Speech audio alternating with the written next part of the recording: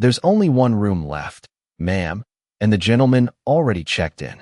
The words landed harder than the thunder shaking the glass walls of the Crown Meridian Hotel in downtown Chicago. Charlotte Hayes stood frozen in the middle of the marble lobby, rainwater dripping from the ends of her blonde hair onto the polished floor beneath her boots. Around her, wealthy guests hurried past in tailored coats and designer luggage while the storm outside battered the city like it had something personal against it. The chandeliers flickered once overhead. Then again, somewhere outside, sirens echoed through the flooded streets. Charlotte tightened her grip on the handle of her worn suitcase and forced herself not to sway. Her fever had been climbing for hours, but she refused to let it show. "I booked online," she said quietly, her voice rough from exhaustion. 3 hours ago. The young receptionist looked apologetic but terrified. "I understand, ma'am, but the storm caused multiple system failures. Flights were canceled all over the city. We're completely booked." Another crack of thunder rolled through the building. Charlotte closed her eyes for half a second. She had exactly $47 left in her bank account. Her phone battery was down to 6%, and every motel within 20 miles had already turned her away. The freelance fashion campaign she had flown to Chicago for had collapsed that afternoon after the client abruptly canceled the project. No payment, no reimbursement, just a polite email thanking her for her time. 2 months of preparation gone in less than 2 minutes. Her ex-boyfriend had called an hour later only to tell her he was moving to New York with someone else. "You're too much work lately, Charlotte." The memory still stung beneath her ribs. She inhaled slowly, trying not to let the humiliation rise into her throat. "I'll figure something else out," she whispered, reaching for her suitcase. "She can take the room." The voice came from behind her. Deep, calm, controlled. Charlotte turned instinctively. The man standing near the elevators looked like he belonged on the cover of a business magazine nobody normal could afford. Tall, broad shoulders beneath a charcoal wool coat darkened slightly by rain. Expensive watch. Sharp jawline. Dark brown hair pushed back carelessly as if perfection happened naturally for him. His steel blue eyes settled on her for exactly 1 second before shifting back to the receptionist. "I don't need the entire suite." The receptionist blinked rapidly. "Mr. Calloway, are you certain?" Calloway. The name sounded familiar even through Charlotte's exhaustion. Ethan Calloway loosened the knot of his tie slightly. "It's one night." "Sir, the presidential suite only has one available bedroom due to renovations in the second wing." "That's fine." Charlotte stared at him. "No, it's not." Both of them looked at her now. She straightened her posture immediately despite the ache running through her body. "I appreciate the offer, but I'm not sharing a hotel room with a stranger." Ethan's expression barely changed. "Neither am I." The receptionist looked moments away from fainting. "The roads are flooded, ma'am. Emergency services are advising people to remain indoors tonight." Charlotte glanced toward the glass entrance doors. Sheets of rain blurred the city lights outside into streaks of silver and gold. A taxi splashed through knee-deep water at the intersection before disappearing into darkness. She hated this. Hated needing help. Hated that her suitcase zipper was broken. Hated that her hands were trembling from cold and exhaustion while this man stood there looking untouched by the chaos around him. Ethan studied her quietly. Not her face. Not her body. The suitcase. The soaked sleeves of her cream sweater. The way she subtly shifted her weight to hide how weak she felt. Most women approached him differently once they recognized him. Smiles sharpened. Voices softened artificially.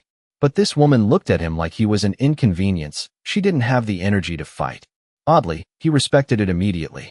"You can take the bedroom," he said flatly. "I'll use the office area." Charlotte frowned. "Why would you do that?" "Because I'm tired." Another flicker of lightning illuminated the lobby windows behind them. The receptionist quickly slid a keycard across the desk. Before either of them changed their minds. "Suite 2701, she said nervously. "Our staff can bring extra blankets shortly." Ethan picked up the keycard without looking at it. Charlotte remained still for another moment before reluctantly dragging her suitcase toward the elevators. The silence between them inside the private elevator felt strangely louder than the storm outside. Soft piano music drifted through hidden speakers overhead while rain streaked the glass walls overlooking downtown Chicago. Charlotte folded her arms tightly against herself. Ethan stood several feet away, one hand in his pocket, eyes fixed on the city below. Neither spoke. The elevator climbed higher. Charlotte noticed details despite herself. His coat alone probably cost more than 3 months of her rent. His watch reflected soft silver light each time lightning flashed outside. There was something restrained about him, though. Controlled. Like a man permanently holding back thoughts he never intended to share. "You always rescue strangers during storms?" she asked finally. Ethan didn't look at her. "No, then why tonight?" A brief pause. "You look like you were about to collapse." Heat rushed to her cheeks instantly. "I'm fine." "Sure." The elevator doors opened onto the private executive floor before she could answer. The suite beyond looked less like a hotel room and more like a luxury apartment hanging above the city skyline. Floor-to-ceiling windows framed the storm outside, while warm amber lighting reflected against dark wood floors and modern cream furniture. A fireplace glowed quietly along one wall. Charlotte stopped walking for half a second. Rich people really did live differently. Ethan removed his coat and draped it over a chair. "Bedrooms through there," he said, nodding toward a hallway. "Bathrooms stocked. Order whatever food you want. I can pay for my own dinner." "I didn't ask." Her jaw tightened immediately. There it was. The billionaire attitude. Quiet. Polished. But still there. Ethan loosened his cufflinks slowly before setting them on the marble counter beside the kitchen. "Relax," he said without emotion. "I'm not trying to buy you." Charlotte looked away. First, outside the windows, lightning split the night open again. For a moment, neither of them moved. Two strangers trapped 30 floors above a flooded city while thunder rolled across the Chicago skyline, like the beginning of something neither of them had planned for. Charlotte closed the bedroom door softly behind her and leaned against it for a moment, breathing through the dull ache pounding behind her eyes. The suite was warmer than the freezing rain outside, but her body still would not stop trembling. Soft amber lamps cast golden light across the enormous bedroom, while distant thunder rolled through the windows overlooking the city. She set her suitcase beside the bed carefully, trying not to think about how badly she wanted to cry. The room smelled faintly of cedarwood and expensive linen. Everything looked untouched. Perfect.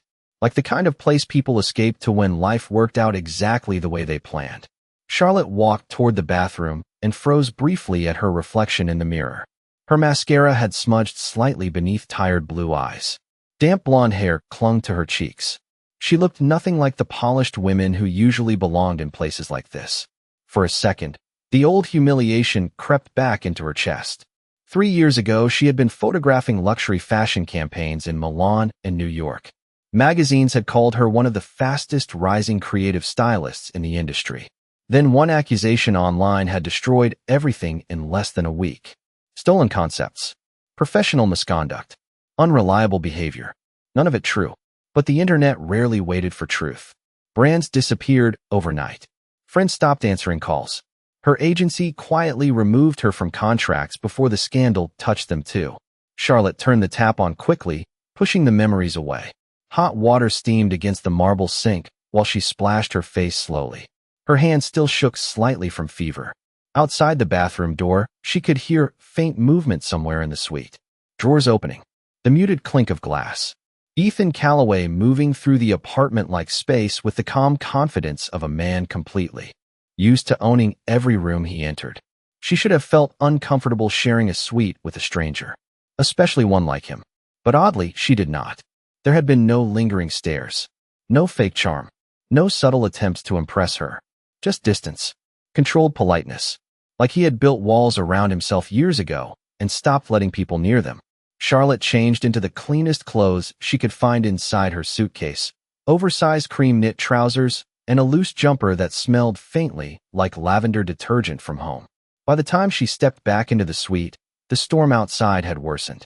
Rain slammed violently against the towering windows while flashes of lightning illuminated the dark Chicago skyline every few seconds. Ethan stood near the kitchen island pouring water into 2 glasses. His sleeves were rolled slightly now, revealing strong forearms dusted with rain-darkened hair. The expensive tie had disappeared completely.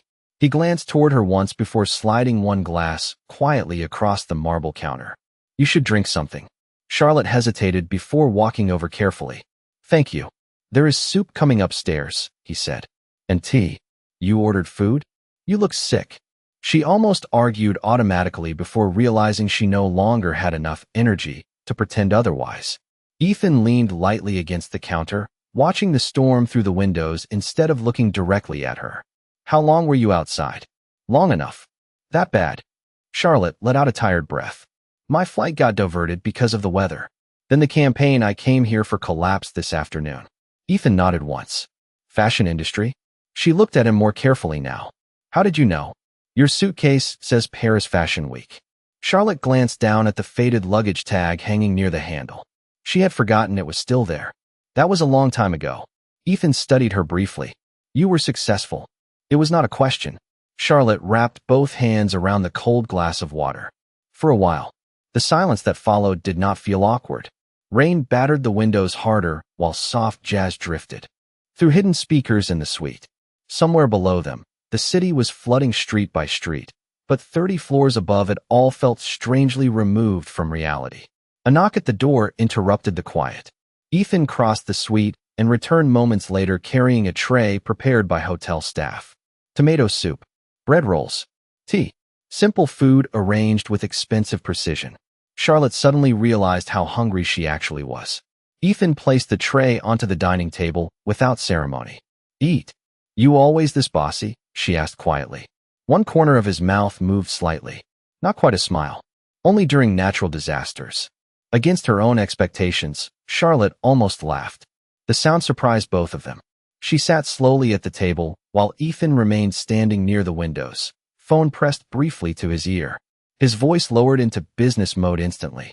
Calm. Sharp. Controlled. No, he said quietly. Delay the Singapore merger meeting until Monday. A pause. I do not care what the board thinks tonight. Charlotte looked away politely, but she could still hear enough to understand one thing clearly. Whoever Ethan Calloway really was, people listened when he spoke.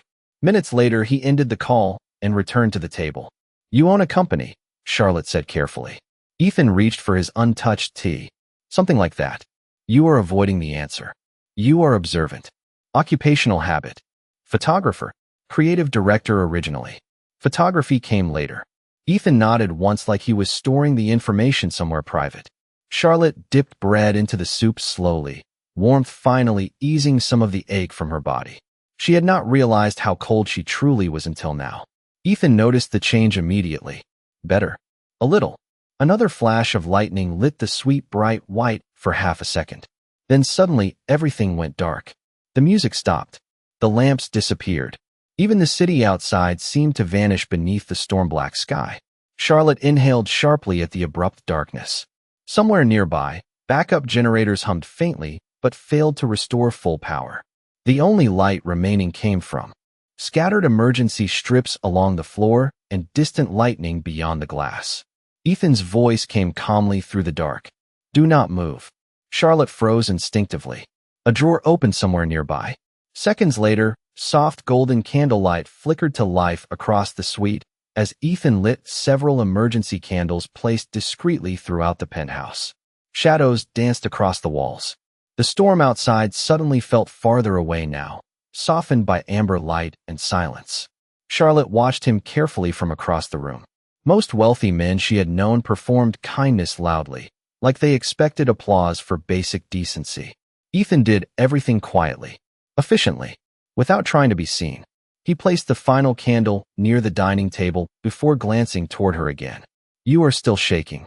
Charlotte looked down at her hands. She hated that he noticed things like that. It is just the fever. Ethan disappeared briefly down the hallway. When he returned, he carried a thick charcoal blanket from the bedroom. Without a word, he draped it gently across the back of her chair before stepping away again. The gesture was so simple it caught her completely off guard. Charlotte stared down at the blanket for a second longer than necessary. Outside the windows, thunder rolled across the sleeping city. But inside the candlelit suite, for the first time in weeks, she no longer felt entirely alone. The storm continued swallowing the city hour by hour. From 30 floors above downtown Chicago, the streets below looked like rivers of blurred headlights drifting through sheets of silver rain. Charlotte sat curled beneath the charcoal blanket near the massive windows while candlelight flickered softly across the suite. The fever still lingered behind her eyes, but the warmth of the soup and tea had steadied her breathing. Ethan stood several feet away near the fireplace, jacket removed now, white dress shirt slightly wrinkled from the long day. One hand rested in his trouser pocket while he scanned emails on his phone, the glow from the screen sharpening the tired lines across his face. Charlotte studied him quietly when he was not looking. Wealth usually announced itself loudly. Expensive people wanted to be noticed. But Ethan carried it differently. Like money had stopped impressing him years ago. The silence between them no longer felt tense. Just unfamiliar. Strange how quickly two exhausted strangers could stop feeling like strangers at all. Another low rumble of thunder rolled across the skyline. Ethan finally set his phone face down on the marble counter and looked toward her. You should probably take something for the fever. Charlotte gave a small tired smile. You always give orders this calmly? Usually people listen faster. That sounds arrogant. Probably because it is true. The honesty caught her off guard enough to laugh softly again. Ethan noticed immediately. Her laugh changed her entire face. It erased the exhaustion for half a second and revealed the woman she must have been before life started disappointing her professionally. He looked away first. Charlotte pulled the blanket closer around herself. So what exactly do you do, Mr. Calloway? Business. That sounds suspiciously vague. It usually ends conversations faster. And if I am still asking? Ethan considered her quietly for a moment before answering. Hotels. Property investments. A few international partnerships. Charlotte blinked slowly. A few. Something like that. There it was again. Controlled understatement. The kind only very powerful people used. Most wealthy men she had met loved discussing money almost as much as they loved hearing themselves speak. Ethan sounded bored by his own success. She tilted her head slightly. You do not seem happy about it. His eyes shifted toward the storm outside. About what? Any of it. The room went still for half a second. Candlelight reflected faintly across the glass windows, while distant lightning flashed somewhere over Lake Michigan. Ethan exhaled once through his nose. You ask personal questions for someone who met me 2 hours ago. Occupational habit, Charlotte replied softly. Photographers notice things. And what exactly have you noticed? She hesitated briefly before answering honestly. You are tired. Ethan looked at her then. Really looked at her for the first time all evening. Most people saw the expensive suit, the hotel empire, the headlines. Very few noticed the exhaustion beneath it all. Charlotte shifted slightly beneath the blanket. You keep checking your phone every few minutes even though you clearly do not want to. You have been working since before I arrived. Probably before the storm even started. Ethan said nothing. She continued carefully. And every time your phone rings, your shoulders tense before you answer it. A faint flicker crossed his expression. Not surprise exactly. More like recognition. You always analyze strangers this much? Only the interesting ones. That almost made him smile again. Almost. The lights overhead flickered weakly before dying completely once more. Somewhere below the building, guests murmured in distant hallways while backup generators struggled against the storm. Ethan moved toward the fireplace and adjusted the flames slightly. Warm amber light filled the suite again, softer now. Charlotte watched the movement carefully. Even something simple, like lighting a fire, looked controlled when he did it. Intentional. You know, she said quietly. Most men with money try very hard to impress people. I stopped caring whether people were impressed a long time ago. Why? Ethan stared into the fire for a moment before answering. Because eventually you realize people are usually impressed by what they can get from you. The words settled heavily between them. Charlotte looked down at the teacup warming her hands. She understood that feeling more than she wanted to admit. Before she could answer, her phone suddenly buzzed against the side table beside her. The sound shattered the quiet immediately. Charlotte glanced at the screen, and her entire body stiffened slightly. Ethan noticed the reaction at once. You do not have to answer it. She swallowed. I know. But the phone continued vibrating insistently. Ryan. Of course it was Ryan. Charlotte closed her eyes briefly before answering. What? She said quietly. Ethan looked away politely toward the windows, though he could still hear enough through the silent suite. Ryan's voice crackled sharply through the speaker. So you finally picked up. Charlotte rubbed tired fingers against her forehead. What do you want? I was trying to be nice earlier. You dumped me over the phone. Because every conversation with you became exhausting, Charlotte. Ethan's jaw tightened slightly near the fireplace. Charlotte lowered her voice further. It is midnight, Ryan. I just think you need to be realistic for once. Your career is over. Maybe stop chasing these impossible fashion jobs and come home." Her eyes closed slowly. The fever suddenly felt heavier again. "I do not need this tonight." Ryan sighed dramatically through the line.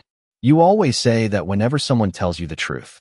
Ethan stared silently into the fire, but his expression had hardened almost imperceptibly.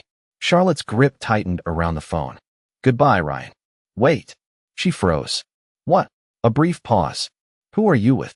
Charlotte glanced instinctively toward Ethan, standing near the firelight in rolled sleeves and dark trousers, looking entirely too calm for the tension filling the room.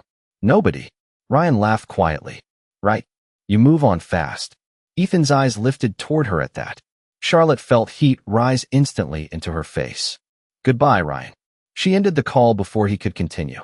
Silence returned immediately except for rain hammering the windows. Charlotte stared down at the dark screen in her hand for several seconds before setting it face down on the table. Embarrassment crawled beneath her skin. Ethan finally spoke. "He is an idiot." The bluntness startled her enough to look up. "You heard that? The walls are not exactly thick in here." Charlotte looked down again, trying unsuccessfully to hide the hurt behind a tired smile. "He was not always like that." Ethan walked slowly back toward the windows. "People usually show you who they are once they stop benefiting from pretending." The words landed deeper than he intended. Charlotte studied him carefully now. There was experience behind that sentence. Something old. Something personal. "Who hurt you?" she asked softly before she could stop herself. Ethan went still. Rain slid down the glass behind him in silver streaks while the city lights flickered below through floodwater and darkness. For a long moment, he did not answer. Then finally, quietly, without turning around, he said, "That is a very long story." Charlotte watched the reflection of candlelight flicker across his face in the window glass. And for the first time that night, the powerful man standing in front of her no longer looked untouchable. He looked lonely. For several quiet seconds, neither of them spoke again. Rain continued racing down the towering glass windows while candlelight flickered gently across the suite, softening the sharp edges of the expensive room into something warmer. Charlotte sat curled beneath the charcoal blanket, watching Ethan's reflection in the darkened glass. He still had not moved from the windows. One hand rested loosely against the pocket of his trousers while the other held the untouched glass of whiskey he had poured earlier and barely drank. The city below looked drowned in silver light and storm water. "You do not have to tell me," Charlotte said softly at last. Ethan exhaled slowly through his nose. "Tell you what. The long story." A faint shadow of amusement crossed his face without fully becoming a smile. "You always this persistent?" "Only when someone looks like they have not slept properly in years." That finally made him glance back at her. Charlotte immediately wished she had not said it out loud. But Ethan did not look offended. If anything, he looked surprised someone noticed. He crossed the suite slowly and sat down in the armchair opposite her, the firelight casting warm amber shadows across his features. Without the jacket and tie, he looked less like a billionaire executive and more like a man carrying too much responsibility for too long. "My father built most of the company," he said finally, voice calm and even. "Hotels, resorts, luxury properties. By the time I was 32, I was running everything internationally." Charlotte listened quietly. Ethan stared toward the fire instead of at her. "People think success fixes loneliness." His jaw tightened slightly. It does not. The honesty in his voice settled deep inside her chest. Charlotte tucked one leg beneath the blanket. "What happened?" Ethan rolled the whiskey glass slowly between his fingers. "My mother died when I was 24. Charlotte's expression softened instantly. "I am sorry. She was the only person in my family who cared whether I was happy." The storm outside cracked loudly against the windows. Ethan barely reacted to it. "After she died, my father stopped pretending emotions mattered. Everything became business. Performance. Reputation." He gave a quiet, humorless laugh. "The company grew faster after that." Charlotte watched him carefully now. Every sentence sounded measured, like words he normally kept locked away. "And your father?" she asked carefully. Ethan's eyes lowered briefly. "Heart attack. 3 years ago. So now everything is yours." "Unfortunately." Charlotte blinked softly at that answer. "Most people would have killed for his life. The penthouses. The private jets. The billion-dollar empire. Yet Ethan spoke about it like a burden he never asked to carry. That sounds lonely, she admitted quietly. Ethan finally looked directly at her. You would be surprised how many people surround you once there is money involved. Charlotte understood immediately. Different world. Same disappointment. She lowered her eyes toward the candle flickering beside her teacup. After my scandal happened, I lost almost everyone in about 6 days. Ethan's expression shifted slightly. You still have not told me what actually happened. Charlotte swallowed once.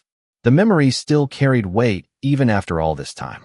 A campaign concept I created appeared online before launch. Someone leaked it. Ethan listened silently. The company blamed me immediately. They said I sold creative material to a competitor. Did you? Charlotte looked up sharply. No, Ethan nodded once. He believed her instantly. Somehow that hurt more than doubt would have. Charlotte continued softly.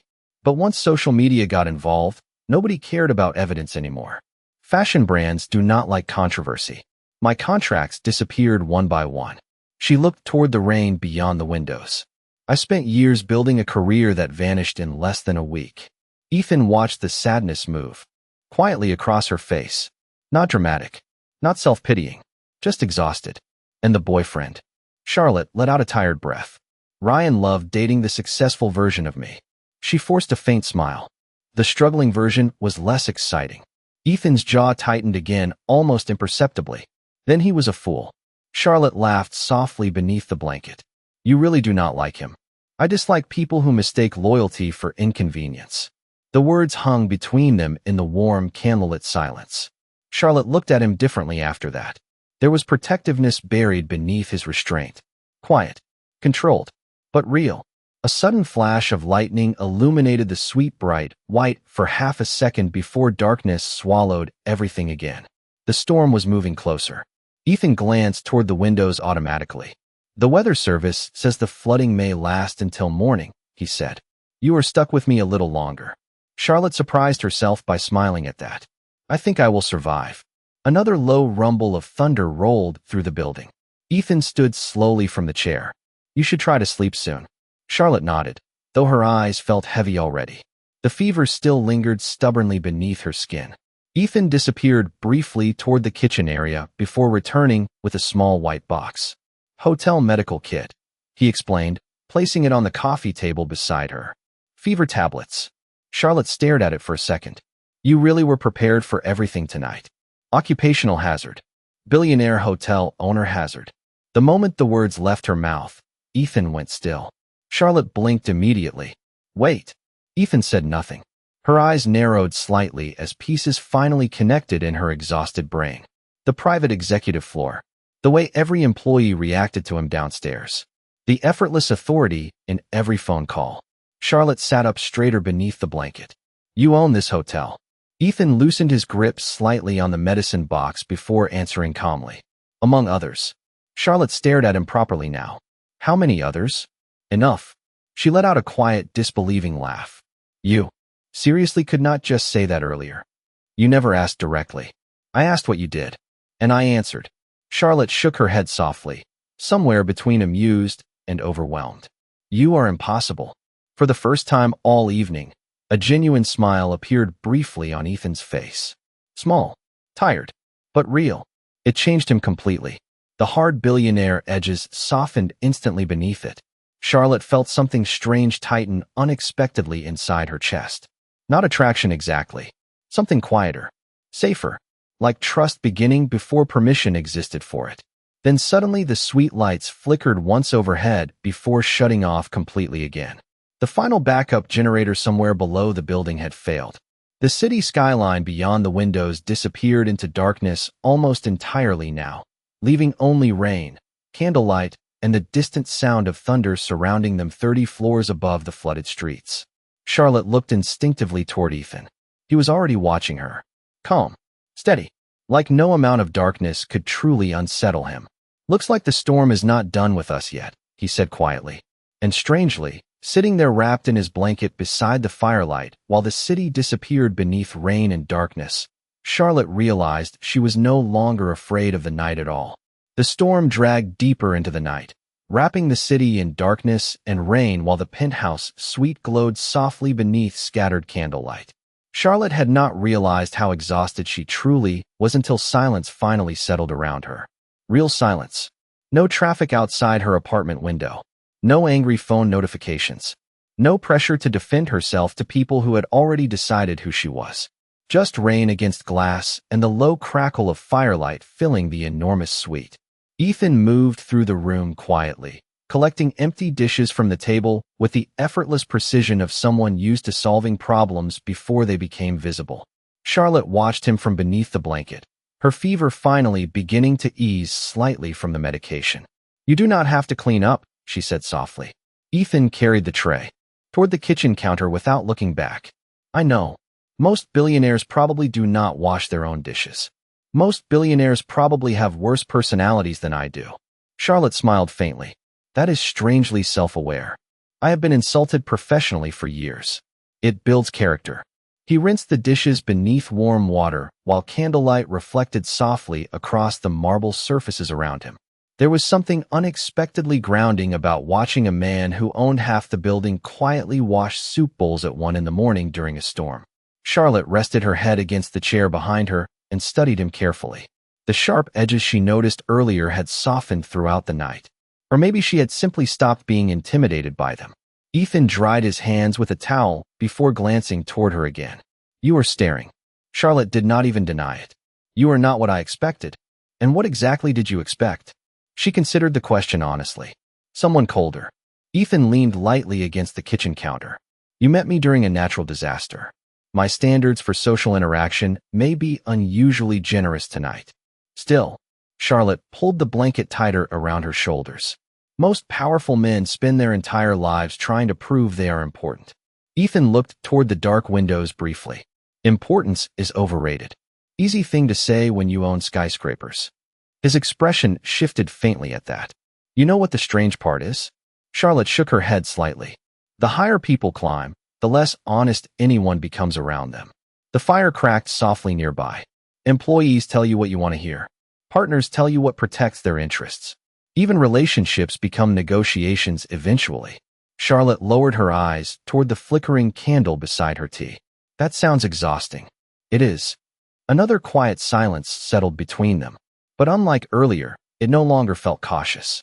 The distance between stranger and familiarity had narrowed slowly throughout the night, without either of them noticing exactly when it happened. Charlotte shifted slightly beneath the blanket. "Can I ask you something?"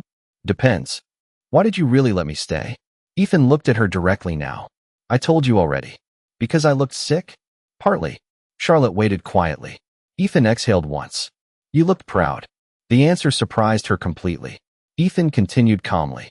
"Most people ask for things from me immediately. Attention, access, money, favors." His eyes remained steady on hers. "You were ready to walk back into a flooded city instead of accept help from someone you did not trust." Charlotte swallowed softly. No one had ever described her that accurately before. "Maybe I was just stubborn." "You were." A faint smile appeared at the corner of his mouth again. "Still are." Charlotte laughed quietly beneath the blanket. The sound warmed the room more than the fire somehow. Ethan watched the change in her expression carefully. Earlier that night, she had looked like someone barely holding herself together. Now some of the light had returned to her face. Not all of it, but enough to notice. His phone buzzed suddenly against the kitchen counter, breaking the moment instantly. Ethan glanced down at the screen. His expression hardened almost imperceptibly. Charlotte noticed immediately. Bad news. Board members. He silenced the call without answering. Seconds later, another notification appeared. Then another. Charlotte frowned slightly. "You can answer it if you need to." Ethan shook his head once. "It can wait until morning." "You sure?" "I have spent most of my adult life answering other people's emergencies." He slipped the phone face down against the counter again. "Tonight, I would rather listen to the storm." Charlotte stared at him quietly after that. There was loneliness hidden beneath everything he said. Not dramatic loneliness. The dangerous kind. The kind that became normal after enough years. Outside the windows, lightning flashed across the skyline again, illuminating the flooded streets below for half a second before darkness swallowed them whole.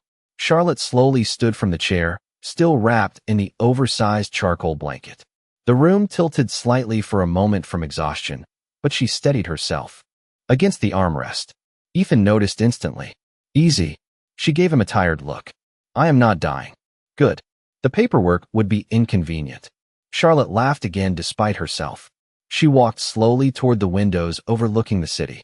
Rain blurred Chicago into scattered silver lights and reflections beneath the storm clouds. It is beautiful up here, she whispered. Ethan moved beside her after a moment, though he kept a respectful distance between them. It looks different during storms. Less perfect. Exactly. Charlotte stared out across the skyline quietly. I used to photograph cities at night, she admitted softly. Before everything happened. Ethan turned slightly toward her. What kind of photography? Real moments. Her eyes followed the rain down the glass. People when they thought nobody was looking. Those were always the honest versions. Ethan understood immediately why she noticed things other people missed. She had trained herself to read what existed beneath appearances. Charlotte smiled faintly at the memory. I once spent 4 hours in Paris waiting for a street musician to stop noticing my camera. Did he?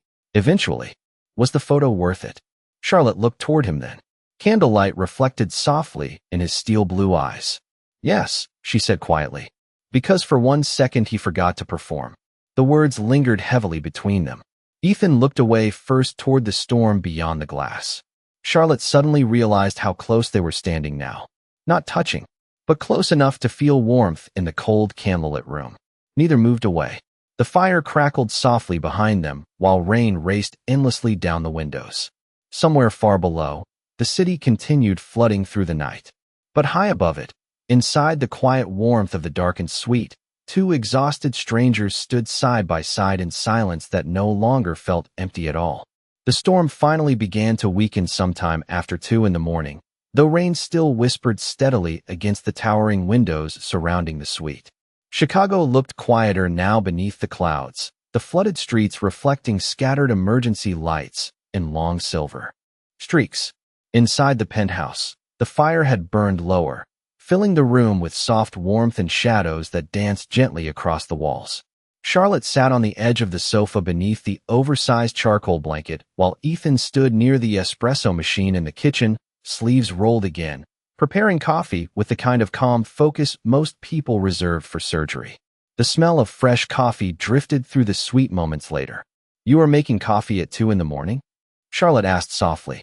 Ethan glanced over his shoulder briefly. I stopped sleeping properly years ago. That is not concerning at all. It is efficient. Charlotte smiled faintly. You really think exhaustion is a personality trait, do you not? Ethan handed her a ceramic mug as he walked back toward the living area. Their fingers brushed briefly during the exchange. Warm skin against cold fingertips. Small enough to ignore. Neither of them mentioned it.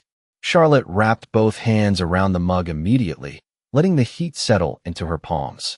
Thank you. Ethan lowered himself into the armchair opposite her once again, though this time the distance between them felt noticeably smaller than before. The tension had disappeared somewhere during the long storm-filled hours. What remained now was quieter. Easier. Charlotte lifted the coffee carefully. This is surprisingly good. Ethan looked mildly offended. You expected terrible billionaire coffee.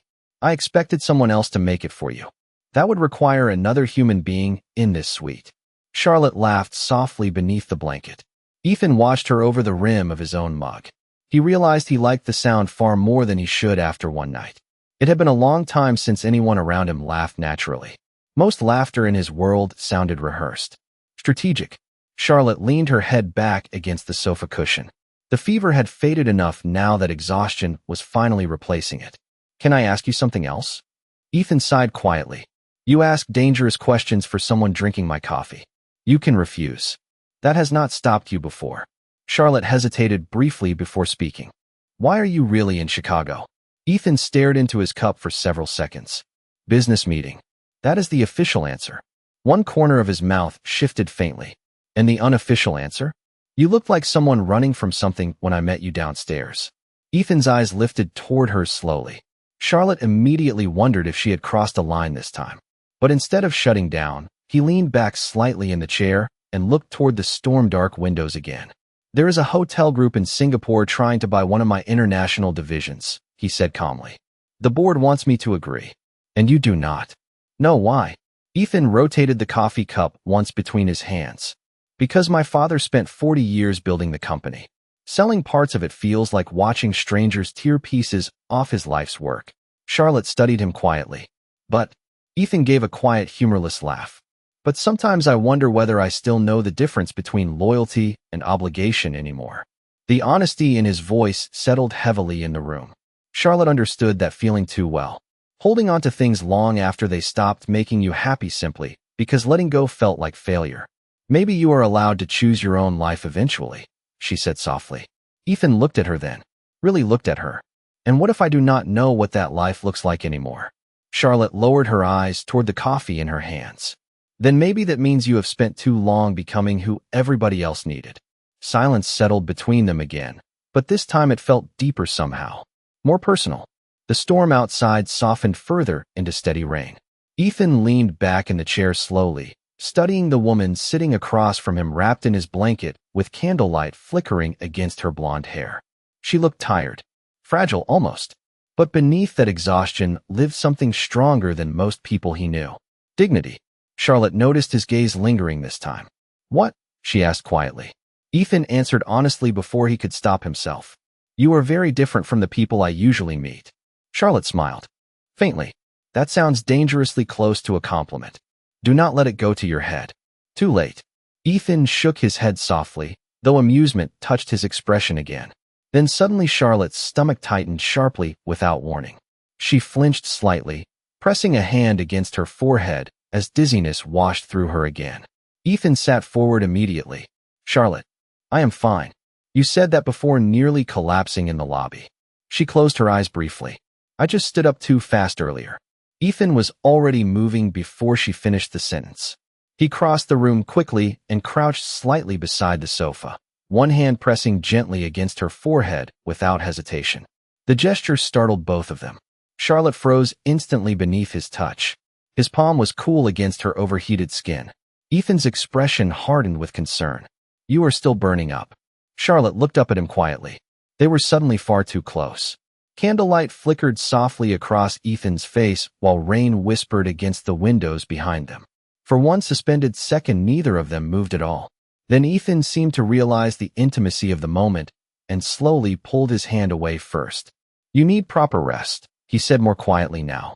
Charlotte swallowed softly, trying to ignore the strange warmth still lingering where he touched her. You always this protective? Ethan stood slowly again, creating distance between them. Occupational hazard. Hotel owner hazard? No, his eyes settled on her steadily. Human being hazard. Something in Charlotte's chest tightened unexpectedly at that answer.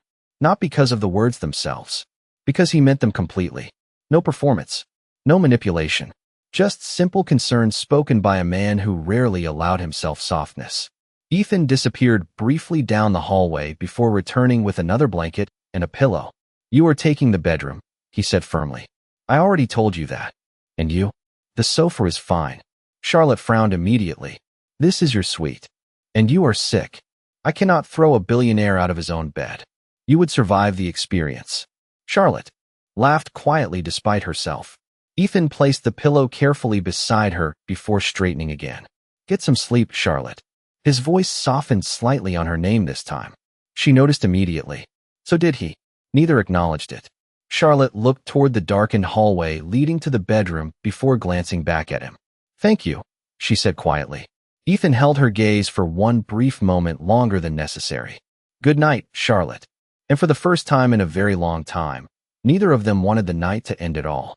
Charlotte woke slowly to the sound of rain. Softer now, gentler. The violent storm that had swallowed Chicago through the night had faded into a steady morning drizzle tapping lightly against the enormous windows surrounding the suite. For a few quiet seconds, she did not remember where she was. The bed beneath her felt impossibly soft compared to the tiny apartment she had left in Los Angeles. Warm gray morning light filtered through the clouds outside, casting silver reflections across the cream walls and dark wood floors. Then she remembered everything. The flooded streets. The hotel lobby. Ethan Calloway standing beneath crystal chandeliers with rainwater still dripping from his coat while offering half his suite to a complete stranger. Charlotte stared at the ceiling for a moment longer, strangely aware of the unfamiliar calm sitting inside her chest. It had been months since she last slept through an entire night without waking up anxious. She pushed herself upright slowly, surprised to realize the fever had finally broken. Her body still felt tired, but lighter somehow. Human again. The oversized charcoal blanket Ethan had given her the night before remained folded carefully near the edge of the bed. Charlotte touched the fabric absent-mindedly before standing and walking toward the windows. Chicago stretched endlessly beneath gray clouds and rain-soaked streets. Emergency vehicles still moved slowly through flooded intersections below, while helicopters drifted across the skyline in the distance. The city looked bruised after the storm, but alive. Her stomach tightened suddenly when she realized she could smell coffee again. Fresh coffee. Charlotte checked the bedside clock. 7:15 in the morning. She frowned softly. Ethan was already awake. Of course he was. She changed quickly into clean clothes from her suitcase, brushing her blonde hair into a loose ponytail before stepping carefully out of the bedroom. The suite was quieter now in daylight, less mysterious. The candles had burned out overnight, leaving only soft morning shadows and the low hum of distant city noise filtering through the windows. Ethan stood near the kitchen island in dark trousers and a charcoal sweater instead of yesterday's expensive suit jacket. The change somehow made him look younger, less intimidating. He glanced up briefly when she entered the room. Good morning. His voice carried the same calm steadiness as always, though softer this early. Charlotte noticed 2 coffee mugs already waiting on the counter. You really do not sleep, do you? Ethan handed her one of the mugs as she approached. I slept 4 hours once in 2018. She smiled faintly around the coffee cup. Must have been memorable. People celebrated. Charlotte laughed quietly. The sound felt easier now between them. Natural. Ethan watched her take the first sip carefully. How is the fever? Better. You still look tired. That is just my personality. One corner of his mouth lifted slightly. Charlotte leaned lightly against the kitchen counter beside him. The closeness no longer felt awkward. Outside the windows, rain rolled softly down the glass while the city slowly woke beneath the aftermath of the storm. So what happens now? She asked quietly after a moment. Ethan reached for his phone lying beside the coffee machine. Roads are reopening gradually. Airports are still delayed. Charlotte nodded slowly. Reality was returning. Flights. Bills. Rejections. Los Angeles waiting for her exactly the same as she left it. The thought settled heavily inside her chest. Ethan noticed the shift in her expression immediately. You do not want to go back. It was not a question. Charlotte stared down into her coffee. There is not much waiting for me there anymore. Ethan remained silent, giving her room to continue if she wanted. Strangely, she did. After the scandal happened, I kept thinking if I just worked hard enough, I could fix everything. Her fingers tightened slightly around the mug. But eventually you realize people prefer easy stories. Successful woman falls from grace. It makes everyone feel better about their own lives. Ethan watched her carefully. And now, Charlotte let out a tired breath. Now I take freelance jobs nobody else wants and pretend I still have a 5-year plan. Ethan looked toward the rain outside for a second before speaking quietly. You still love photography. Charlotte blinked softly. How do you know? Because every time you look out those windows, you stop looking tired for a few seconds. The words caught her completely off guard. Charlotte looked at him carefully then. Nobody had paid attention to her like this in years. Not Ryan. Not former colleagues. Not even friends before they disappeared. Ethan noticed details quietly and remembered them. Dangerous combination. You notice too much, she said softly. Occupational hazard. Charlotte smiled faintly into her coffee cup.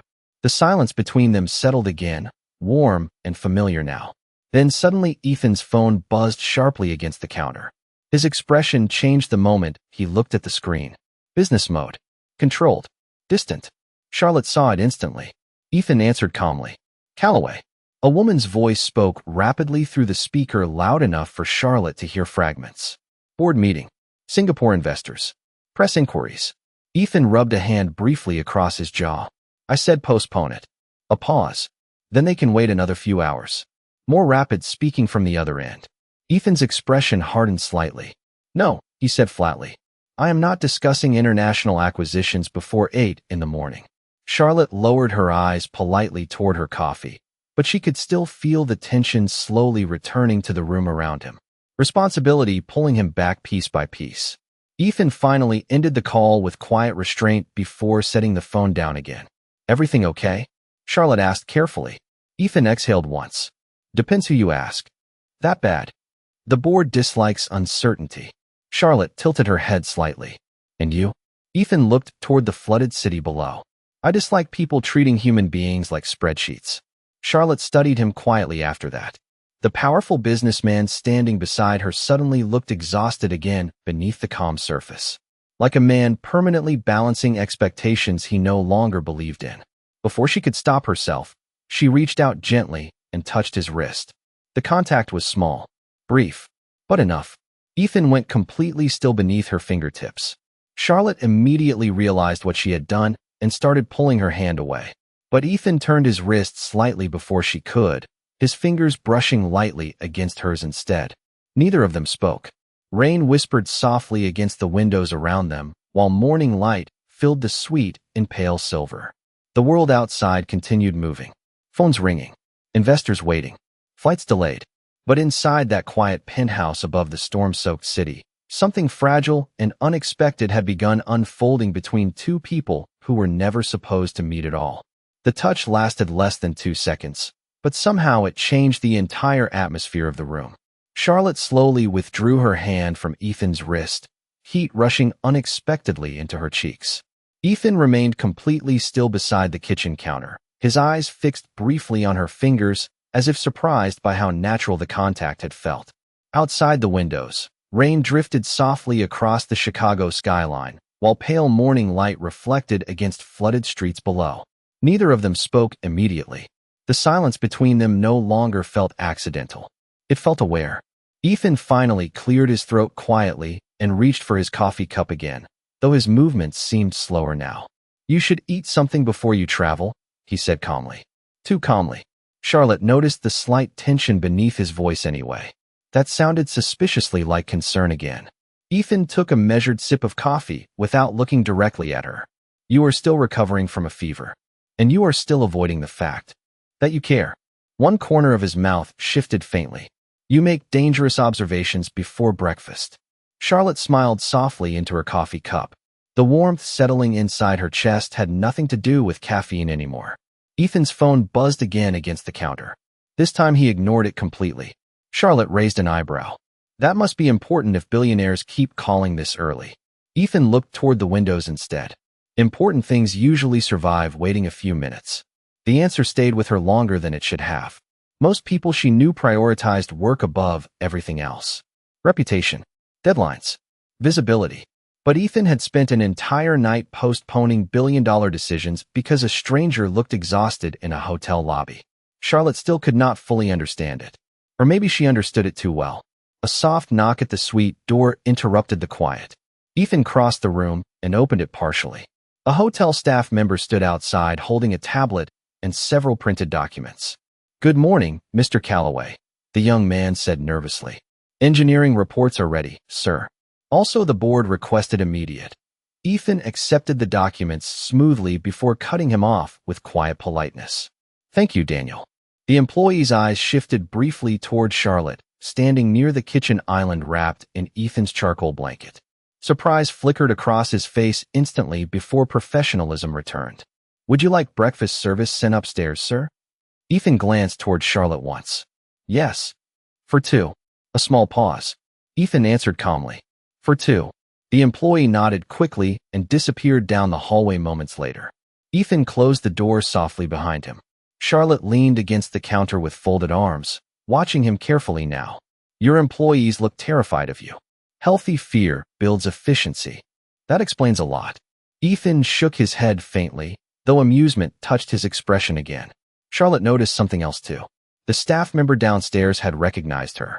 Or at least recognized that Ethan Calloway never invited women into private suites.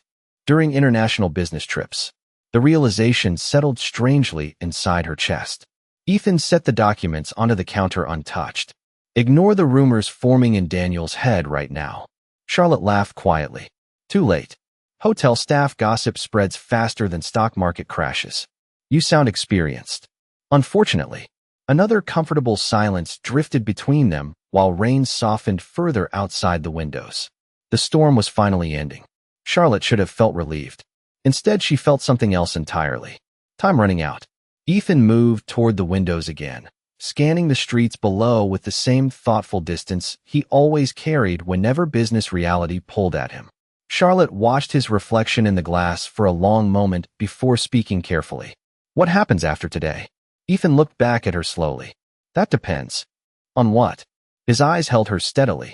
Whether this was just one strange night during a storm.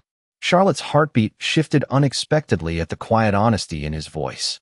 She looked down briefly at the coffee cup, warming her hands. And what if it was not? Ethan went silent for half a second too long. Before he could answer, Charlotte's phone buzzed suddenly against the counter beside her.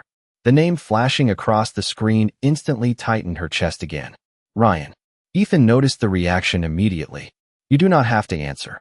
Charlotte stared at the screen for another second before declining the call.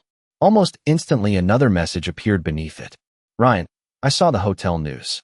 Are you okay? Charlotte exhaled slowly through her nose. Ethan remained silent beside the windows, though she could feel his attention on her. Another message appeared. Ryan, we should talk when you get back to Los Angeles. Charlotte stared at the words without responding. Strange how quickly old relationships became unfamiliar once someone finally treated you gently.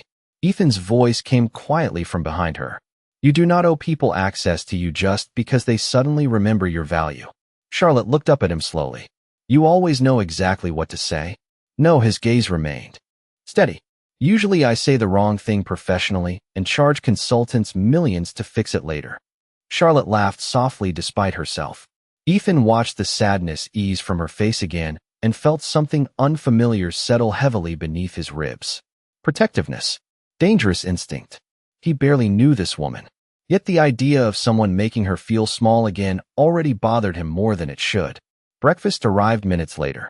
Fresh fruit, toast, eggs, coffee refilled quietly by discreet hotel staff who avoided looking directly at Charlotte despite obvious curiosity. Ethan thanked them politely before the suite fell silent again. Morning light slowly brightened the room while rain clouds began breaking apart beyond the skyline. Charlotte sat at the dining table across from Ethan, both of them eating slowly in a calm that felt strangely domestic. Safe. Ethan glanced up briefly while pouring coffee into her cup again. You know, he said quietly, most people spend an entire lifetime pretending to be someone impressive. Charlotte looked at him curiously. And you spent one night being honest. The words caught her off guard completely. Ethan lowered his eyes toward his coffee afterward like he had not intended to say them aloud. Charlotte felt warmth rise slowly into her chest again. Nobody had called her honest in years. Difficult, emotional, complicated, broken, those she knew well. Honest felt different somehow. Outside the windows, sunlight finally began breaking faintly through the storm clouds above Chicago. Soft golden light spilled across flooded rooftops and rain-soaked streets below. The city was waking again after surviving the storm. Charlotte looked toward the skyline quietly before turning back toward Ethan sitting across from her in rolled sleeves and morning light. The billionaire who barely slept. The man who postponed meetings for strangers. The lonely person hiding beneath expensive suits and impossible responsibilities. And somewhere deep inside herself, Charlotte realized something quietly terrifying. She was no longer afraid of leaving the storm behind. She was afraid of leaving him. By late morning, the rain had slowed to a light drizzle drifting across the city like silver mist. Sunlight pushed carefully through the storm clouds above Chicago, reflecting off glass towers and flooded streets still crowded with emergency crews and stalled traffic. Inside the suite, the warmth from breakfast lingered softly in the air while Charlotte stood near the windows holding her coffee with both hands, watching the city slowly return to life below. Ethan sat across the room at the dining table now, finally opening the stack of documents his assistant delivered earlier that morning. Reading glasses rested briefly in his hand before he placed them on with quiet reluctance. Charlotte noticed immediately. You wear glasses? Ethan did not look up from the papers. Occasionally. That is strangely attractive. The words escaped before Charlotte could stop them. Silence followed instantly. Ethan slowly lifted his eyes toward her over the edge of the documents. Charlotte felt heat rise into her face almost immediately. I should not have said that out loud. One corner of Ethan's mouth moved slightly. Probably not. Charlotte laughed nervously into her coffee cup while turning back toward the windows. Outside, helicopters still crossed the skyline above the flooded river while distant sirens echoed through the streets. But inside the suite, the atmosphere had shifted again. Softer now, more dangerous in quiet ways neither of them wanted to define yet. Ethan removed the glasses slowly and set them aside. You should probably check flight updates soon.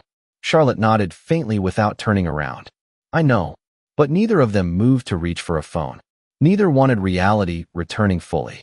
Ethan watched her reflection in the window glass. The storm light had faded from her face overnight, revealing something warmer beneath the exhaustion.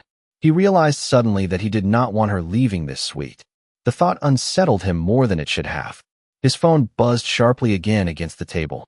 Ethan glanced down automatically. This time his expression changed completely. Cold, focused, controlled. Charlotte noticed immediately and turned from the windows. What happened? Ethan stared at the message for 1 second too long before answering. Nothing. Charlotte folded her arms lightly. That is absolutely a lie. Ethan exhaled quietly and slid the phone across the table toward her instead. Charlotte looked down at the screen. A business article filled the display beneath a sharp financial headline. Callaway International negotiating multi-billion-dollar sale despite internal board conflict. Beneath the headline sat a large photograph of Ethan exiting a conference building in Singapore earlier that month. Calm expression, expensive suit, untouchable billionaire energy. Charlotte glanced up at him carefully. This is what everybody keeps calling about. Ethan leaned back in the chair slowly. The board leaked information to pressure me publicly. Charlotte frowned immediately. That sounds awful.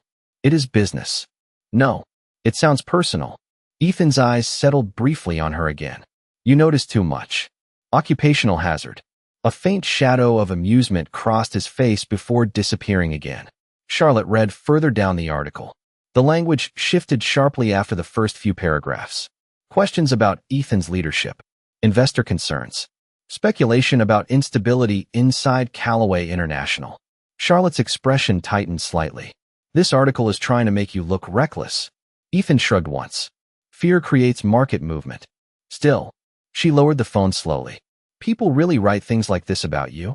Ethan stood and walked toward the windows beside her. You survived social media scandals. You know exactly how public narratives work. Charlotte looked down briefly. He was right. Truth mattered far less than perception once enough people repeated the same story loudly enough. Ethan slipped one hand into his pocket while studying the city below. Most of the business world already decided what kind of man I am years ago. And what kind is that? Ethan gave a quiet, humorless laugh. Cold, ruthless, efficient. Charlotte turned toward him fully now. That is not what I see. Ethan's gaze shifted slowly toward hers. Something unreadable flickered there for half a second. That is because you met me during a storm. Before Charlotte could answer, another notification lit up Ethan's phone on the table behind them. Then another. Calls, emails, messages piling endlessly across the screen. Charlotte looked back toward him quietly. You should probably deal with that. Ethan remained still beside the windows. Probably. But he looked at her carefully now. Honest. Tired. I do not want this version of the morning to end yet. The words landed softly between them. Charlotte felt her heartbeat stumble unexpectedly. Ethan rarely spoke emotionally, which somehow made every honest sentence feel heavier when he did. Before either of them could say anything else, Charlotte's own phone buzzed suddenly against the counter nearby. Her stomach tightened instantly at the unknown number flashing across the screen. Los Angeles area code. She hesitated before answering carefully. Hello. A woman's voice spoke quickly through the line. Charlotte Hayes. Yes. This is Miranda Clark from Vexley Creative. Charlotte froze completely.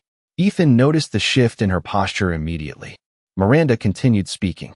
I know this is unexpected, but someone sent us your portfolio this morning. Charlotte blinked in confusion. My portfolio? Ethan's eyes narrowed slightly from across the room. Yes, Miranda replied. And frankly, your work is extraordinary. We are preparing a luxury campaign launch in New York next month, and your name came highly recommended. Charlotte's fingers tightened around the phone. I do not understand. Would you be available for a video meeting later today? Charlotte struggled to process the words. Vexley Creative was one of the largest fashion agencies in the country. They did not call people like her anymore. Not after the scandal. Who recommended me? she asked quietly. A pause followed. Actually, the sender requested anonymity. Charlotte's eyes lifted slowly toward Ethan standing beside the windows. His expression remained perfectly calm. Too calm. Miranda continued talking enthusiastically about campaigns and creative direction, but Charlotte barely heard the rest. She already knew. Ethan waited until the call finally ended before speaking quietly. Good news. Charlotte stared at him for several seconds. You sent them my portfolio. I know people. Ethan. He looked back toward the skyline casually. Your work deserves another chance. Emotion tightened unexpectedly in Charlotte's chest. You did that without telling me. You needed someone to remind the industry what talent looks like. Charlotte's eyes burned suddenly in a way that had nothing to do with exhaustion anymore. No one had fought for her career in years. Not even she had lately. Ethan noticed immediately. Do not cry, he said softly. I am very bad at emotional situations before noon. Charlotte laughed through the tears, threatening her eyes anyway. And standing there beside the windows above a rain-soaked city, slowly recovering from the storm, she realized something terrifyingly simple. Ethan Calloway was quietly changing her life without asking for anything in return. Charlotte stood motionless beside the windows long after the phone call ended, her fingers still wrapped tightly around the mobile as if reality might disappear the second she loosened her grip. Below them, Chicago shimmered beneath fading rain clouds and pale sunlight, but inside the suite everything felt strangely suspended in time. Ethan remained near the dining table, watching her carefully without pressure, without expectation. Just quiet patience. Charlotte finally looked at him fully. You had no right to do that. Ethan's expression remained calm. Probably not. Then why would you? He slipped one hand into his pocket casually. Because someone should have. The simplicity of the answer hit harder than any grand gesture ever could. Charlotte lowered her eyes briefly, blinking back the sudden pressure building behind them again. She hated crying in front of people. Especially men. Especially successful men who had every reason to see her as temporary. But Ethan never looked at her like she was broken. Only tired. You barely know me, she whispered softly. Ethan crossed the room slowly, stopping just close enough for warmth to exist between them again. That is true. Charlotte searched his face carefully. Then why does it feel like you understand me better than people who knew me for years? For a second, Ethan said nothing at all. The question seemed to land somewhere deeper than she intended. Finally, he looked toward the skyline outside the windows before answering quietly. Because disappointment recognizes disappointment. The room fell silent again. Charlotte stared at him for several long seconds, noticing details she missed before. The exhaustion hidden beneath his calm expression. The way responsibility seemed permanently settled across his shoulders. The loneliness he disguised with controlled professionalism. Ethan was not emotionally distant because he lacked feelings. He was distant because somewhere along the way, life taught him feelings became liabilities. Charlotte understood that kind of survival too well. Her phone buzzed again suddenly with another incoming message from the New York agency. Meeting details. Excitement. Possibility. Things she stopped expecting a long time ago. Ethan glanced toward the phone briefly. Looks like your life is getting complicated again. Charlotte laughed softly through lingering emotion. You mean hopeful? One corner of Ethan's mouth lifted faintly. That too. A sharp knock interrupted them before either could say anything further. Ethan's expression shifted immediately back toward composed billionaire calm as he opened the suite door. This time 2 senior hotel executives stood outside looking visibly tense. One carried a tablet. The other held a folder thick with paperwork. Mr. Calloway, the older man began carefully. The board arranged an emergency conference call in 40 minutes. They are insisting on immediate decisions regarding Singapore. Ethan's jaw tightened almost imperceptibly. I already postponed it. Sir, the investors are threatening withdrawal. Charlotte quietly stepped back toward the windows, suddenly aware she was witnessing the version of Ethan the rest of the world knew. Controlled. Powerful. Untouchable. Ethan accepted the folder silently before answering. Tell them I will join remotely at noon. The executives exchanged uneasy glances. Sir, with respect, delaying further could affect the entire acquisition. Ethan's voice remained calm. Then they should have considered that before leaking confidential information to the press. Silence followed immediately. The younger executive shifted uncomfortably. Understood, sir. Ethan nodded once. Anything else? The older executive hesitated briefly before speaking again. There is also media attention downstairs. Someone photographed your arrival during the storm last night. Charlotte's stomach tightened instantly. Ethan's expression did not change. And they are asking whether the reports about your personal life are connected to the delayed merger. Charlotte looked away immediately, heat rushing unexpectedly into her face. Ethan answered without hesitation. My personal life is none of their concern. Of course, sir. The executives quickly disappeared down the hallway moments later, leaving the suite quiet again except for distant city noise and rain against glass. Ethan closed the door softly behind them. Charlotte folded her arms lightly near the windows. That looked stressful. Ethan exhaled slowly through his nose.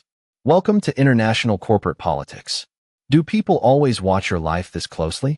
Ethan walked toward the kitchen counter and poured himself another coffee before answering. Only when they think it might cost them money. Charlotte shook her head softly. That sounds exhausting. It usually is. She studied him quietly for a second. You know, most people would be panicking right now. Ethan looked back at her calmly. Most people are not responsible for 40,000 employees across 3 continents. Charlotte blinked softly at the number. Ethan rarely discussed his wealth directly, which somehow made moments like this more startling when they slipped out naturally. He noticed her expression immediately. Do not look at me like that. Like what? Like I am some mysterious billionaire character in a documentary. Charlotte laughed quietly. Too late. Ethan shook his head faintly, though amusement softened his expression again. Then his phone buzzed once more. This time Ethan glanced at the screen and froze very slightly before answering. Calloway. A familiar female voice. Echoed sharply enough through the speaker for Charlotte to hear fragments from across the room. You ignored 6 calls. Ethan's posture straightened instantly. Victoria. Charlotte's eyes lifted automatically. Ethan moved slightly farther toward the windows while lowering his voice. I was occupied. Victoria's tone sharpened through the line. The press is already speculating about your behavior in Chicago. Investors are asking questions. Charlotte lowered her eyes politely, but the tension building in the room became impossible to ignore. Ethan's voice remained calm. I can manage investors. Can you? Victoria replied coolly. Because right now you are risking a multi-billion-dollar acquisition over emotional decisions. Emotional decisions. The words settled heavily in the suite. Charlotte looked toward the skyline again, suddenly understanding exactly who Victoria probably was. Business partner. Former relationship. Someone deeply connected to Ethan's world. Ethan's expression hardened slightly. We will discuss this later. Fine, Victoria answered sharply. But whatever distraction is happening there, clean it up before the board meeting. The call ended abruptly. Silence flooded the suite immediately afterward. Charlotte looked down at the city below while Ethan stood motionless near the windows behind her. Neither spoke for several long seconds. Finally, Charlotte forced a small smile that did not fully reach her eyes. Well, Ethan's jaw tightened faintly. Charlotte. She turned slowly toward him, trying unsuccessfully to ignore the strange ache settling beneath her ribs. You do not need to explain. But Ethan looked at her like he wanted to anyway. And standing there in the soft light above a recovering city, Charlotte realized something dangerous. Somewhere between the storm and the sunrise, Ethan Calloway had stopped feeling like a stranger entirely. The silence after the phone call lingered heavily across the suite. Outside the windows, Chicago continued drying beneath pale sunlight and drifting clouds, while traffic slowly returned to flooded streets below. But inside the penthouse, the atmosphere had shifted into something quieter, more fragile. Charlotte stood near the windows with her arms folded lightly, pretending to study the skyline while her thoughts tangled painfully beneath the surface.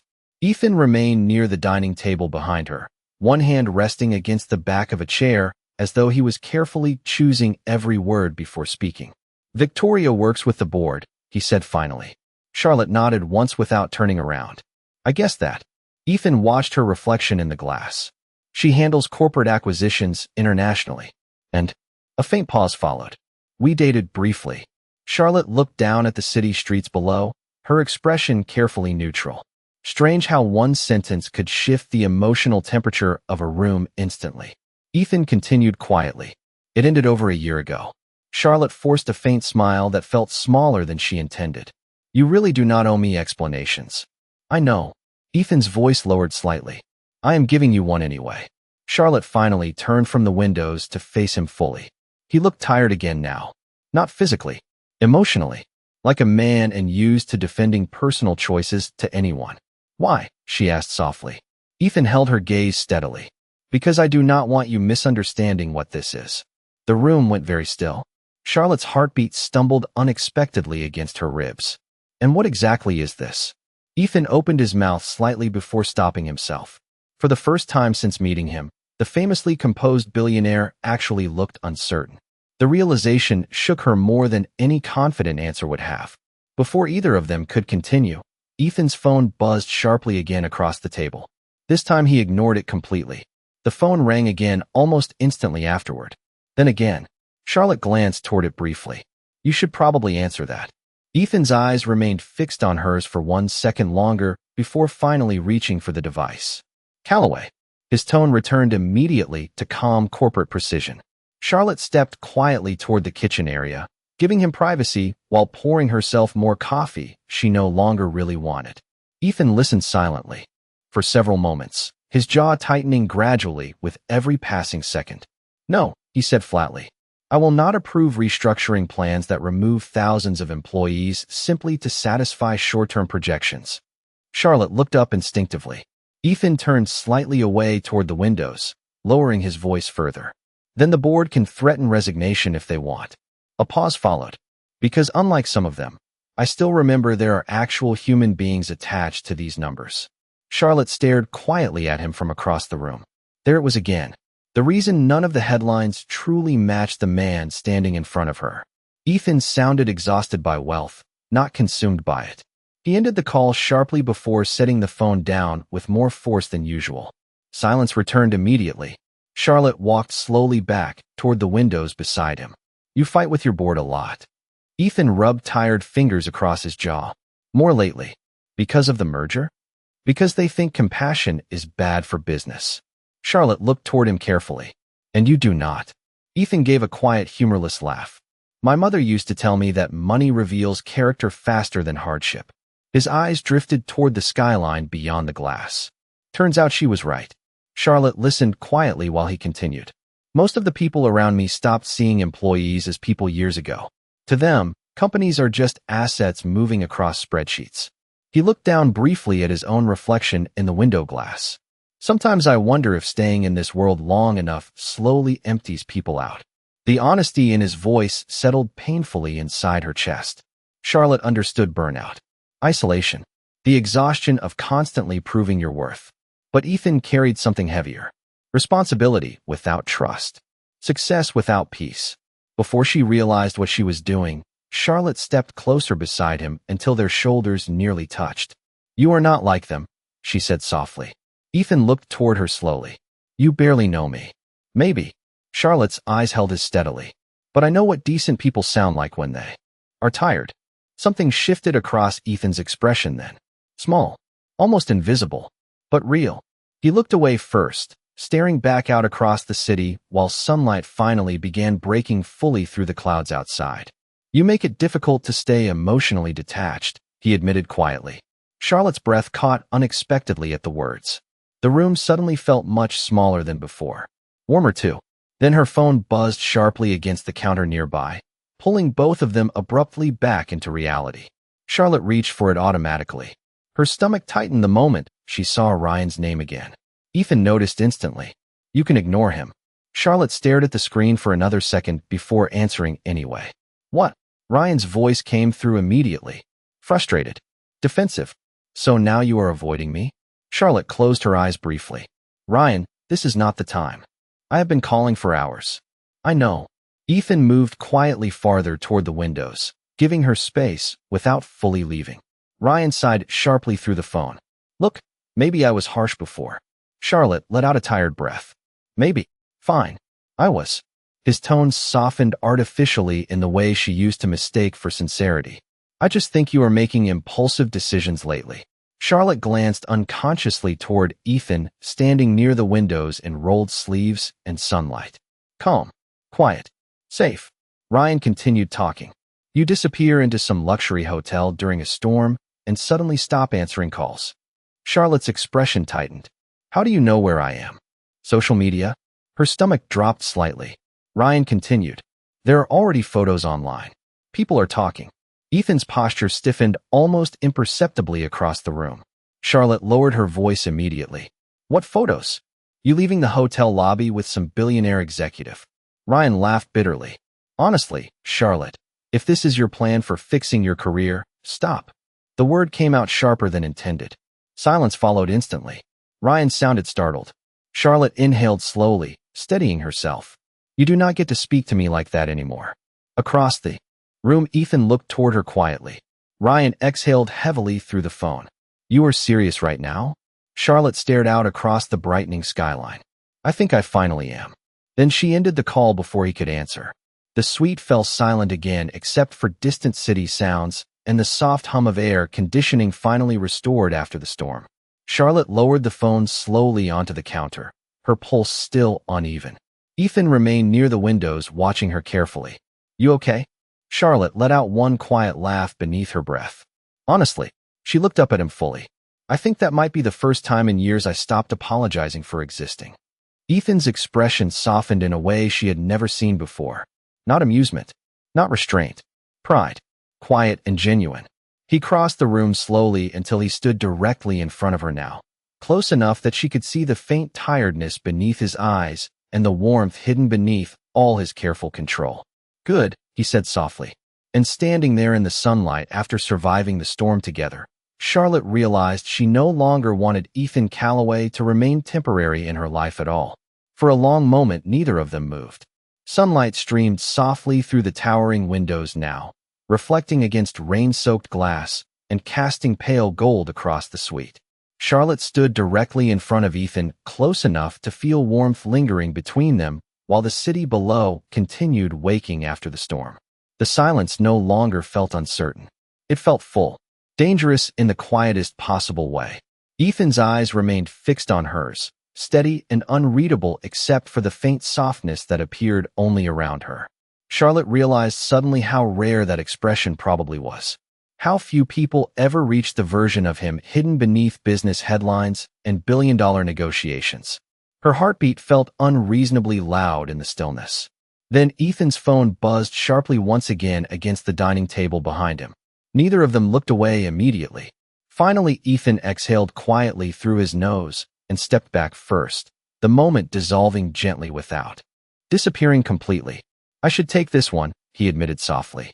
Charlotte nodded once, though disappointment flickered briefly through her chest before she could hide it.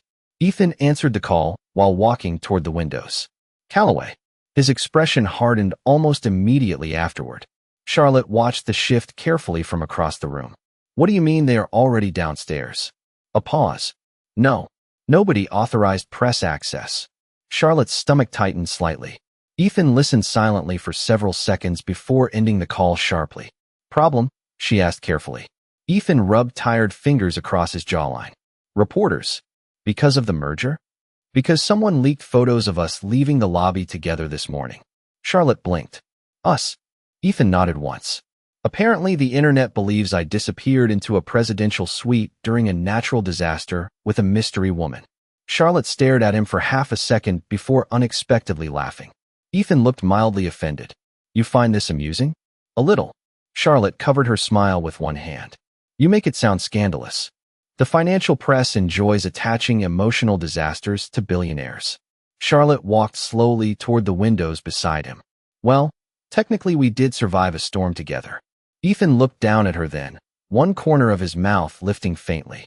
You are handling this suspiciously well. I spent years surviving fashion blogs. Financial reporters do not scare me. Ethan almost smiled again before another notification appeared across his phone screen. This time his expression darkened immediately. Charlotte noticed at once. What now? Ethan hesitated briefly before turning the screen toward her silently. A gossip article filled the display beneath a large photograph taken outside the hotel earlier that morning.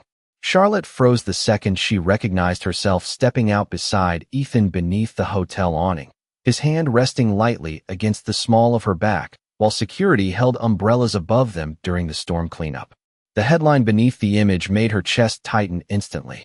Billionaire CEO distracted by mystery woman during critical international merger. Charlotte swallowed slowly. Wow. Ethan's jaw tightened. Ignore it. But Charlotte kept reading. Anonymous sources. Speculation.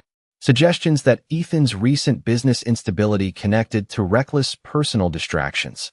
Her eyes moved lower down the article before suddenly stopping completely. One sentence. One name. Vexley Creative rumored to reconsider partnership opportunities after concerns regarding public image. Charlotte's stomach dropped hard. Ethan saw the exact moment her expression changed. What is it? She handed him the phone silently. Ethan read the line once before his entire posture hardened. No, Charlotte folded her arms tightly across herself, fighting the familiar sinking feeling spreading through her chest again. Of course. Ethan looked up immediately. Do not do that. Do what? Assume this is over before anything actually happened. Charlotte laughed softly beneath her breath, without humor. You do not understand how quickly industries panic once scandal gets attached to someone. Ethan's voice lowered carefully. Charlotte, it is fine. She stepped away from the windows slowly. Honestly, I should probably be used to this by now. Ethan watched her retreat toward the kitchen area, the brightness that had slowly returned to her over the last few hours fading visibly again. The sight bothered him more than the merger crisis ever could. Look at me, he said quietly. Charlotte hesitated before lifting her eyes toward him.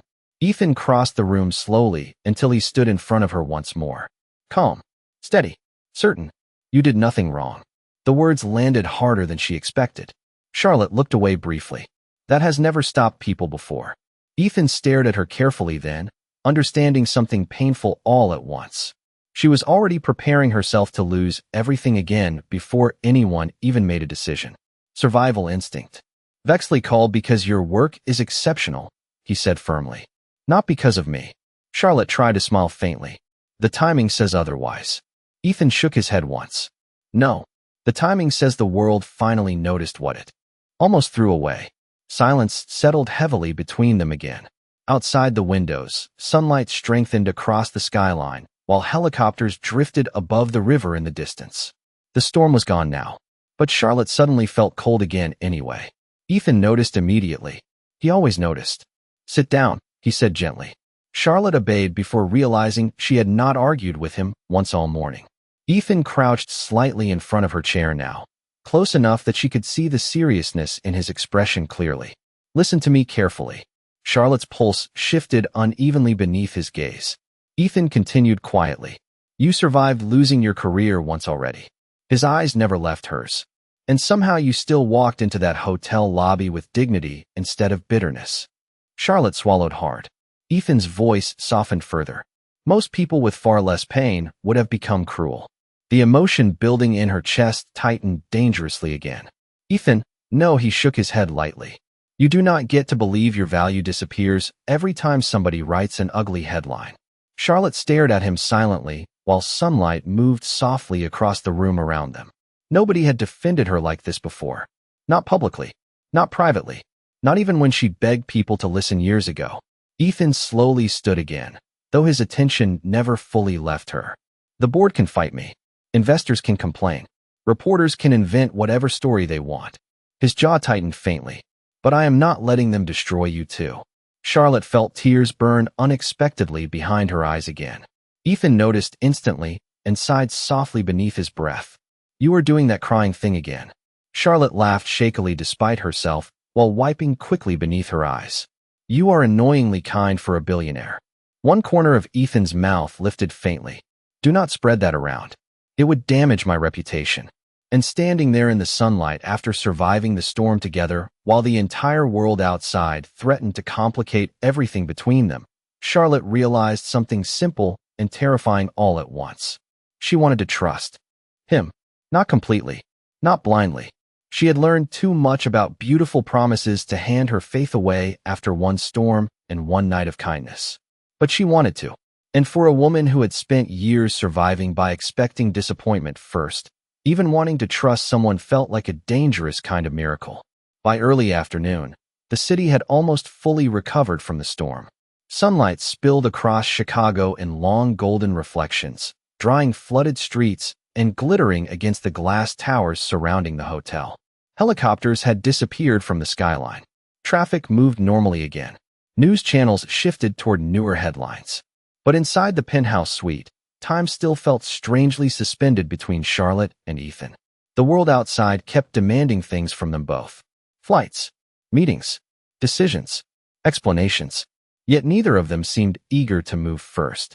Charlotte stood near the windows one last time while fastening the zipper of her suitcase slowly. The room looked different now in full daylight. Less like an accidental shelter.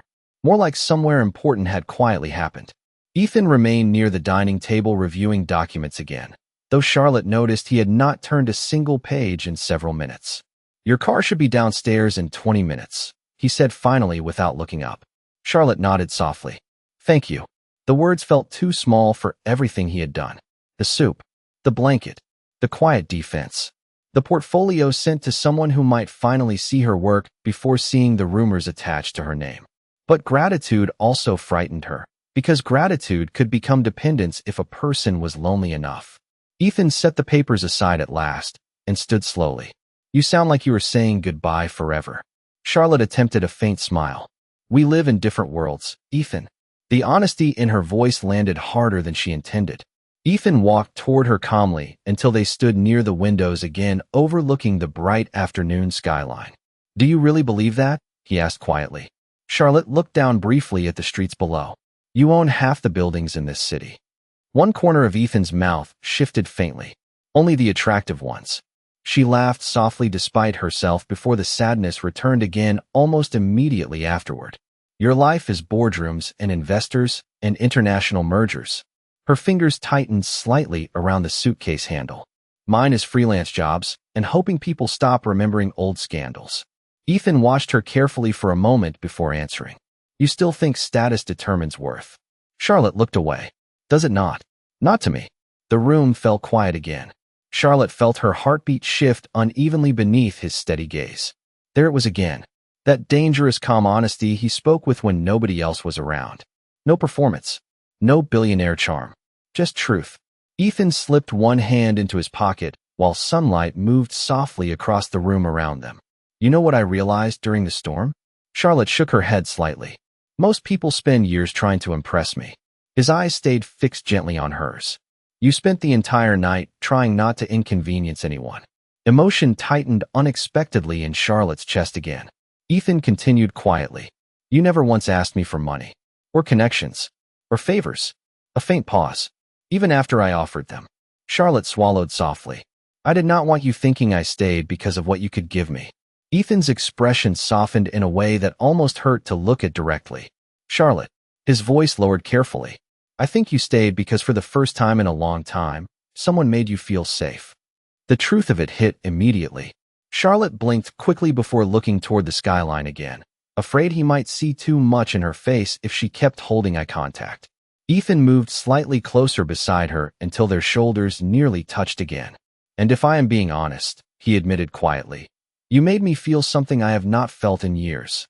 Charlotte looked up at him slowly. Ethan's jaw tightened faintly like the next words cost him more than billion-dollar negotiations ever could. Peace. Silence wrapped softly around them afterward. The sunlight, the skyline, the warmth still, lingering inside the suite after surviving the storm together. Charlotte felt tears threaten again despite her best efforts. Ethan noticed immediately and sighed quietly beneath his breath. "You really need to stop doing that emotional thing with your eyes." Charlotte laughed shakily. "You are making it difficult." One corner of his mouth lifted faintly. Then suddenly his phone buzzed once more against the dining table behind them. Ethan glanced toward it briefly before silencing the call, without checking the screen this time. Charlotte raised an eyebrow. "Important billionaire emergency?" "Probably." "You are ignoring it." Ethan looked back at her steadily. "For another minute." Charlotte looked down at her suitcase quietly. "My flight leaves in 3 hours." Ethan nodded once. Neither moved. Finally, Charlotte exhaled softly. "I should go." At the entrance, Charlotte paused with her hand on the suitcase handle. Ethan walked toward the hallway table and picked up a small cream envelope. He held it out carefully. Charlotte looked down at it. "What is this?" "Not a reservation," Ethan said before she could misunderstand him. "Not a gift. Not anything you owe me for." Her breath caught faintly at how precisely he had read her fear. "It is the contact information for Miranda at Vexley," he continued. "Direct line. Personal email.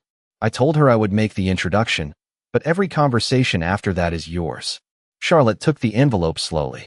Inside was a single card with a handwritten number and a short note in black ink.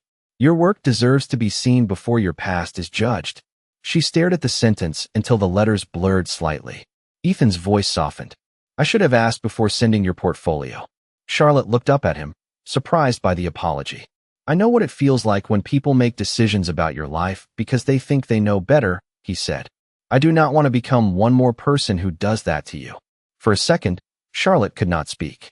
That apology was smaller than the portfolio call, smaller than the luxury suite, smaller than all the power Ethan carried so effortlessly. But somehow it meant more. Because it gave something back to her that scandal, Ryan, and the industry had been taking for years. "Choice. I was angry," she admitted quietly. "I know. But I am also grateful." "I know that too." She gave him a watery smile. "You are very annoying when you are emotionally intelligent. I will try to become worse." A laugh escaped her before she could stop it, soft and unsteady and real. Ethan smiled then. Not the careful public smile from business articles. Not the tired, almost smile he had been offering all night. A real one. Warm enough to make the whole suite feel less expensive and more human. The elevator ride down felt shorter than the ride up had. Maybe because Charlotte was no longer walking into uncertainty. Maybe because she was leaving with it. Ethan stood beside her in respectful silence, his hands in his pockets, while the city slid past the glass walls in bright afternoon reflections. In the lobby, hotel staff moved quickly through post-storm chaos. Guests checked out. Suitcases rolled across polished marble. Reporters clustered beyond the glass doors near the curb, cameras already pointed toward the entrance. Charlotte stiffened instinctively. Ethan noticed. "You can use the private exit." She looked toward the reporters, then back at him. "No," she said softly. Ethan studied her carefully. "You are sure?" Charlotte inhaled slowly. Her hand still trembled slightly, but this time not from fever. "I am tired of acting like being seen is the same thing as being exposed." Something like pride moved through Ethan's expression. He did not say it out loud. He only nodded once. Together they walked toward the front entrance, not touching, not performing, not pretending the world outside would be kind. Cameras flashed instantly the moment the doors opened. Questions exploded through the cold air. "Mr. Calloway, is she connected to the Singapore delay?" "Miss Hayes, are you working with Calloway International? Is this personal?" Charlotte nearly stopped. Ethan slowed beside her, but did not step in front of her. He only looked toward her, waiting. Charlotte faced the nearest camera calmly. Rainwater still glistened along the curb. Sunlight broke across the wet pavement behind the reporters, turning the street gold. "My name is Charlotte Hayes," she said, voice steady despite the pounding in her chest. "I am a photographer and creative director. I am not a scandal, a rumor, or a distraction." The reporters fell quiet for half a second. Charlotte continued, softer now but clearer. "And I am done letting strangers decide the meaning of my life from a photograph they did not understand." Ethan looked at her, then with something open and unmistakable in his eyes. Not rescue, not possession, respect. At the airport curb, the driver removed her suitcase from the trunk. Ethan reached into his coat pocket and handed her a plain white business card. No title, no hotel logo, just his name and number written across the center. "My direct number," he said. "No assistance, no board, no favors attached." Charlotte took it carefully. "And Charlotte," she looked up, "if you never call, I will still be glad I met you." Charlotte slipped the card into her coat pocket beside the Vexley envelope. Then, before fear could talk her out of it, she stepped forward and kissed his cheek softly. Ethan went still. "Thank you for the storm," she whispered. His eyes warmed faintly. "I am fairly certain I did not arrange the weather." "No," Charlotte said. "But you made it less lonely." She turned before the tears could come again and walked into the terminal without looking back until she reached the sliding doors. Then she glanced over her shoulder once. Ethan was still there. 3 months later, a small gallery in New York opened an exhibition called After the Storm. Near the back of the gallery, Ethan Calloway stood silently in a charcoal coat, looking at the photograph of himself for a very long time. Charlotte approached beside him with 2 paper cups of terrible gallery coffee. You came, she said. Ethan accepted 1 cup. You invited me. I invited a lot of people. I know. He looked at the photograph again. But I wanted to be one who showed up. You know what I learned? She asked. Ethan turned toward her. That storms do not always come to destroy us. Her voice softened. Sometimes they only trap us long enough to notice who reaches for a candle. Ethan smiled, small and real. That is very poetic. I am a photographer. We are unbearable when given metaphors. He laughed, and this time the sound carried no loneliness. Because the most important lesson the storm had given her was not that someone powerful could save her. It was that being seen by the right person could remind you to stop hiding from yourself. And Ethan had learned something too. A room, a company, a city, an empire. None of it mattered if every light stayed on and still no one inside felt warm. Sometimes love did not arrive like lightning. Sometimes it arrived as soup on a tray. A blanket over shaking shoulders. A phone call you chose not to answer. A person waiting at the curb without asking you to stay. And sometimes the safest place in the world was not a hotel suite above a flooded city. It was the quiet courage to believe that after every storm, you were still worthy of being found.